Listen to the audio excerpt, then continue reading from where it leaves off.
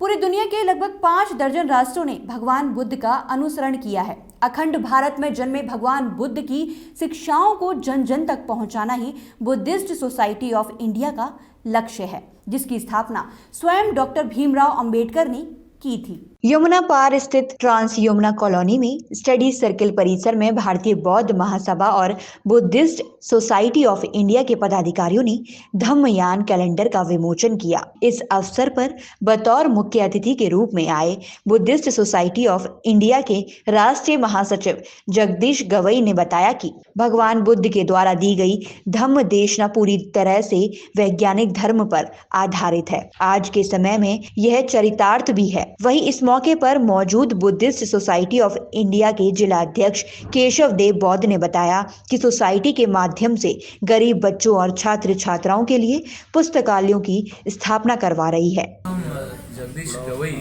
मैं मुंबई से आया हूँ। The Buddhist society of India अर्थात भारतीय बौद्ध महासभा, इस संस्था का राष्ट्रीय महासचिव हूँ और इन दिनों में आगरा में कुछ काम के लिए आया हूँ।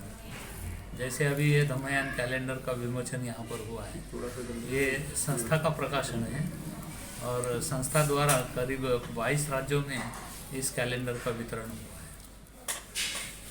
ठीक चलते ही रहते हैं और ये मानना फिर इसके सहारे गलत होगा कि बुद्धिस्ट सोसाइटी ऑफ इंडिया अपना विस्तार नहीं कर पा रही है। स्थापित है। बाबा साहब ने 2 ही संविधान बनाए थे। सबसे पहले देश का संविधान बनाया था और उसके बाद इस संस्था का संविधान भी बाबा साहब ने अपने हाथों से बनाया।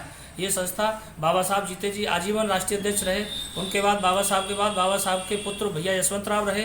भैया यशवंतराव के बाद भैया यशवंतराव की पत्नी मीराताई अम्बेडकर जी हैं और इस समय अब बाबा साहब के पौत्र भीमराव यशवंतराव अम्बेडकर जी राष्ट्रीय अध्यक्ष हैं। और हमारी संस्था केवल धर्म का काम करती है। धर्म में शिविर 24 प्रकार के शिविर लगाती है और जगह जगह बुद्ध विहार और उनका पुस्तकालय आदि का निर्माण भी कराती है और लोगों को प्रेरित करती है कि धर्म एक जीवन जीने की कला है। जैसे जो आदमी हत्या, चोरी, झूठ, नशा, व्यभिचार से बचता है तो वो आदमी धर्म की बौद्ध धर्म एक ऐसी चीज़ है कि यदि इसको मुसलमान भी मानेगा, जो चोरी नहीं करेगा, झूठ नहीं बोलेगा, नशा नहीं करेगा, व्यभिचार नहीं करेगा तो वो भी बुद्धिस्ट है।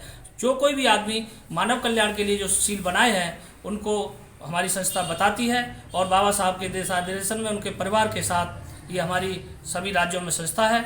और ये आज ये धम्मयान कैलेंडर का जो विमोचन आदरणीय गवई साहब ने किया है, ये पूरे देश में गया है और इसी क्रम में हमारे आगरा जनपद में आदरणीय जिलाध्यक्ष केशव जी के नेतृत्व में ये सभी को पहुँचाया जाएगा।